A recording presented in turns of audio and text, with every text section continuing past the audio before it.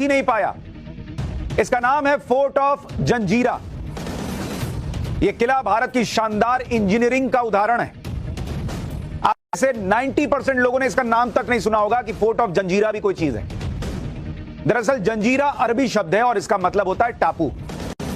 यह किला बिल्कुल समुद्र में किसी टापू की तरह ही नजर आता है। आप फोटो देखिए, दूर से ऊपर से देख रहे हैं, ऐसा लग रहा है कोई टापू है।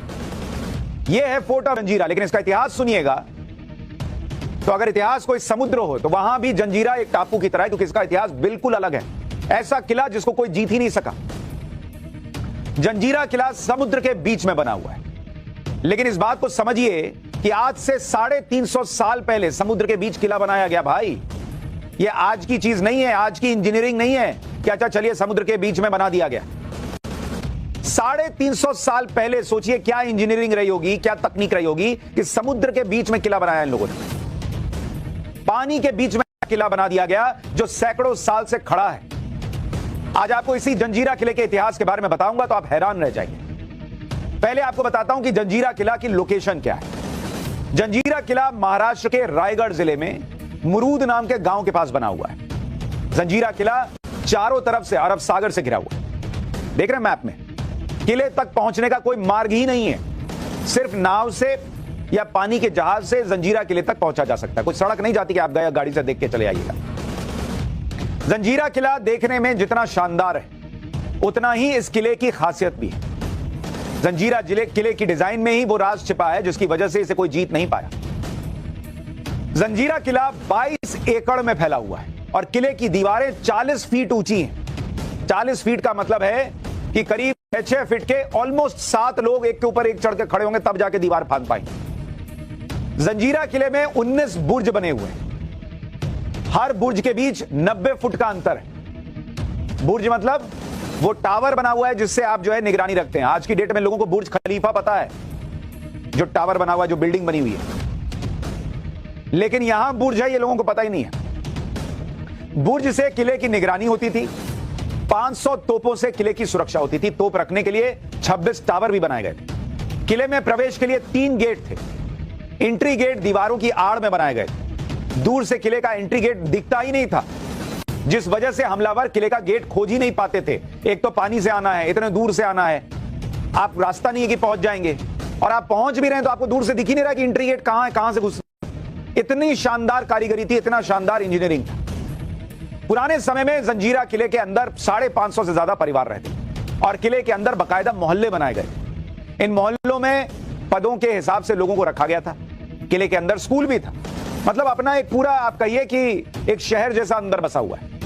किले के अंदर ही लोग खेती भी करते थे, क्योंकि भाई समुद्र के बीच में अब कहां रोज निकल कर जाएंगे और खेती करके आएंगे। तो अंदर ही, जैसे आजकल सोसाइटीज बनती हैं, अंदर ही दुकानें हैं, अंदर ही स्कूल खुल जाता है, अंदर ही क्रिकेट ग्राउंड हो जाता है, सब कुछ अंदर ही हो जाता है। वैसा ही सिस्टम 350 साल पहले। अच्छा, किले के गेट इस तरह से बनाए गए थे जो दूर से किसी को दिखाई नहीं देते थे। इसके अलावा किले से जाने वालों और आने वालों की निगरानी भी होती थी। इसके लिए गेट पास जारी किया जाता था। जैसे आज की डेट में गेट पास लगता है कई सुरक्षित जगहों पर जाने के लिए, और गार्ड देखता है अच्छा गेट पास है, जाइए जाइए, अच्छा गेट पास नहीं है, दूर हटो। तो वैसा गेट पास उस जमाने में देते थे। किले से बाहर जाने और अंदर आने की कहानी भी बहुत दिलचस्प है। किले से बाहर जाने वालों को एक मुहर दी जाती थी। यह मुहर एक तरह से गेट पास का काम करती थी। किले में वापस आने पर वही मुहर चेक की जाती थी कि जो लेके गया है वही लौट रहा है कि नहीं, ये कैसे पता चलेगा। तो मुहर चेक करते, अच्छा यही लेके गया था, चलो जमा कराओ। जैसे टोकन मिलता है आजकल, मुहर होने पर ही किले के अंदर एंट्री मिलती थी। जिससे मुहर खो जाती थी उसे किले के गेट पर मार देते थे। इतनी जबरदस्त सुरक्षा थी कि अगर कोई कहे कि अरे मैं गया, मुझसे मुहर जो है गुम हो गई, तो उस पर भरोसा नहीं करते थे, क्योंकि वो सुरक्षा से खिलवाड़ हो जाता, तो उसको वहीं मार देते थे गेट पे। तभी तो 350 साल कोई किले को भेद ही नहीं पाया। जंजीरा किले को इस तरह से बनाया गया था कि वहां रहने वालों को कोई परेशानी ना हो। किले के अंदर ही खाने पीने का सामान हो जाता था, क्योंकि खेती वहीं हो जाती थी। पीने के पानी के लिए झीलें बना दी गई थी। समुद्र के बीच में किला है लेकिन उसके अंदर झील है।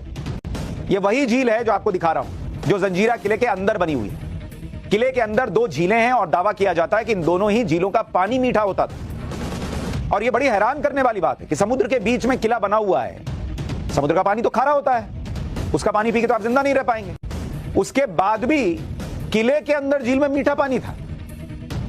अच्छा, आपको किले के अंदर रखी हुई तोपें भी दिखाता हूं। आज से 400 साल पहले किस तरह से समुद्र के बीच बने किले में ये तोपें पहुंचाई गई होंगी, अपने आप में आश्चर्य की बात है। समुद्र के बीच इतना बड़ा किला बन गया, उस किले में सोचिए उस ऊंचाई पर इतना भारी भरकम तोप है। अब उधर से देखिए नाव दिख रही ना, वो उधर से कोई आएगा, तोप से गोला गया, वो नाव खत्म।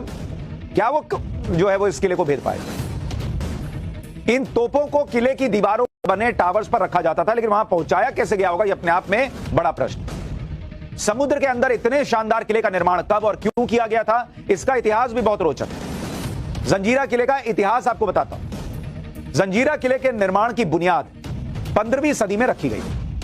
मुरूद गांव के पास राजापुरी में मछुआरे रहते थे, जिनके राजा रामराव पाटिल थे। रामराव पाटिल ने अपनी बस्ती को लुटेरों से बचाने के लिए किले की योजना बनाई और इसके लिए रामराव पाटिल ने अहमदनगर के सुल्तान निजाम खान से इजाजत ली। रामराव पाटिल ने समुद्र के किनारे से कुछ अंदर लकड़ी का किला बनवाया। लकड़ी के किले को मेधे कोट नाम दिया गया। जब किला बन गया तो अहमदनगर के सुल्तान निजाम खान की नजर उस पर पड़ी।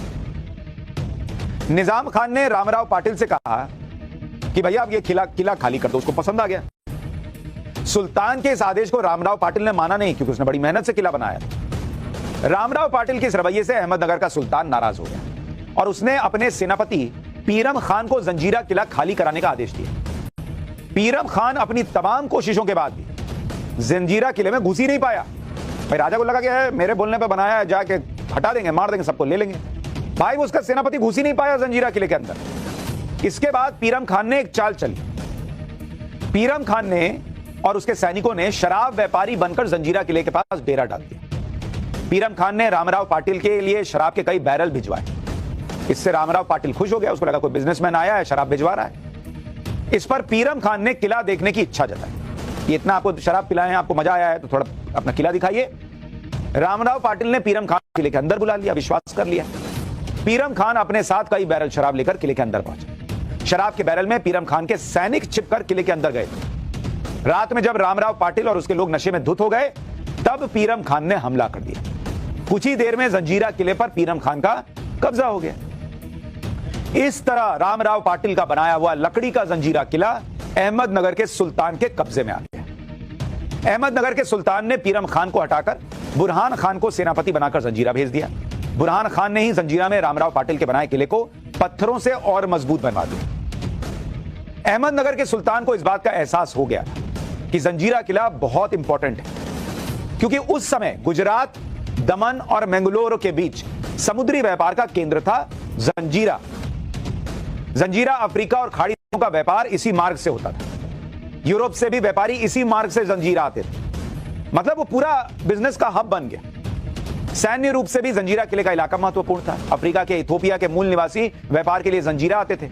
इथोपिया से आए इन लोगों को सिद्दी कहा जाता था। 15वीं शताब्दी में ही रामराव पाटिल से किला जीतने के बाद अहमदनगर के सुल्तान ने एक सिद्दी मलिक अंबर को जंजीरा किले का कमांडर बना दिया। जंजीरा किला 1947 तक सिद्दियों के ही कब्जे में रहा और आजादी के बाद जंजीरा किले का अधिकार भारत सरकार के पास आ गया। जंजीरा किले का महत्व शिवाजी महाराज भी समझते थे और इसी वजह से शिवाजी महाराज ने भी इस किले पर अधिकार के लिए हमले किए। छत्रपति शिवाजी महाराज ने जंजीरा किले पर 3 बार हमला किया, लेकिन किले की ऊंची दीवार की वजह से वो किले पर अधिकार नहीं कर पाए। सोचिए, छत्रपति शिवाजी महाराज जैसा योद्धा भी इस किले पर अधिकार नहीं कर पाया। ऐसा इस किले का इतिहास है।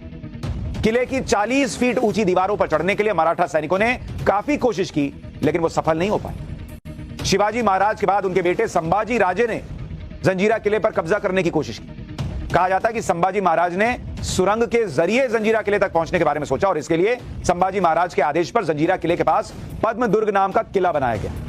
पद्मदुर्ग किले से जंजीरा किले तक पानी के नीचे नीचे सुरंग बनाने की योजना बनाई गई कि नीचे नीचे चले जाएंगे, दीवार चढ़नी नहीं पड़ेगी। लेकिन जंजीरा किले की नींव इतनी गहरी थी कि पानी के नीचे उसमें छेद ही नहीं हो सका। सोचिए, समुद्र में इतनी गहरी नींव, क्या कमाल का काम उस वक्त किया गया है और कैसा बनाया गया है। शिवाजी महाराज और उनके बेटे संभाजी महाराज भले ही जंजीरा किले को जीत नहीं पाए, लेकिन उन्होंने जो रास्ता दिखाया, उन्होंने किले को जीतने की जो प्लानिंग की थी, उससे प्रेरणा लेकर मराठों ने जो नई प्लानिंग की, उससे जंजीरा का किला उनके कब्जे में आखिरकार आया। साल 1736 में पेशवा बाजीराव प्रथम ने जंजीरा पर हमले की योजना बनाई। चिमाजी राव अप्पा के नेतृत्व में मराठों ने जंजीरा किले पर हमला किया। मराठा सेना ने जंजीरा के सिद्दियों को हराया और किले के अंदर